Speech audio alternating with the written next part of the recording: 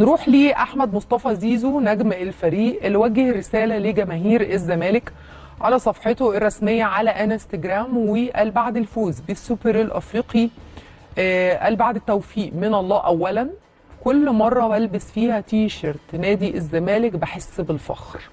الفخر بارتداء تي شيرت نادي عنده أوفى وأعظم جمهور في الدنيا، جمهور يعلم العالم معنى كلمة وفاء، معنى كلمة انتماء لكيان مهما كانت نتائجه. سيبقى جمهور الزمالك هو السبب الرئيسي في استمرار كيان الزمالك في القمة اسما ومكانا وقيمة.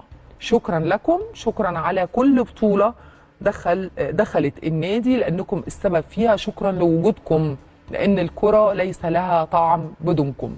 شكرا لإعطائي الشرف والفخر الأبدي أنني كنت واحد منكم في يوم من الأيام. أنا بحبكم جدا وبفرح لفرحكم وبتقهر لزعلكم.